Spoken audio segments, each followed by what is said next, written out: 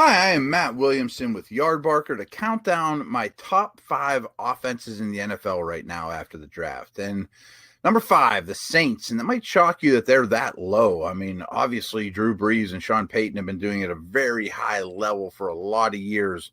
And I really don't have anything negative to say about them. It's like the other 4 better. It's not a real aggressive downfield passing game, but it's extremely well designed, and they do take their shots. I think they now have the best offensive line in the league, a little more weaponry than they've had in recent years, adding Emmanuel Sanders. Michael Thomas should still catch a ton of passes yet again, but a little less stress on him. And I look for Alvin Kamara to rebound in a huge way this upcoming year as both a runner and a pass catcher. Not sure he was all that healthy last year. The Niners come in at 4. They're only one of 5 offenses to average 6 yards per play or more.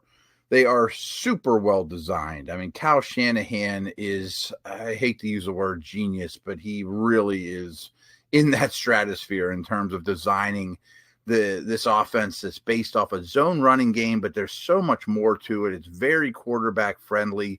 Jimmy Garoppolo's in his second full year in the system. That's when Matt Ryan really took a step forward in the Shanahan system. They use a fullback as a major component more than any team really in the league. No one gets more from the tight end position. Everything just looks the same. In this passing game is exceptional, putting the receivers in position to succeed after the catch, which plays the first-round pick Brandon Ayuk's strengths extremely well. Third on the list, Baltimore Ravens. And the most unique offense really in the NFL, and it's the only offense that starts with the quarterback's running skills as the foundation of it all. And we know Lamar Jackson's amazing talents make it all go, but this is also a really well coached and schemed up the offense that puts defenses consistently in conflict. And if a defender hesitates even for a split second against this offense, it's usually too late. But there's more than just finesse too. I mean, this running game comes downhill and bludgeons defenses, pushes them backwards. And Jackson, league MVP last year, is a much better passer than given credit for too. So Baltimore is a fantastic offense. This one might shock people at number 2, but I have Dallas. Dallas averaged 6.5 yards per play last year, which by far was the most in the NFL. I mean, even without some real complex play designs. And now you've added Mike McCarthy to the mix. I think that's a positive.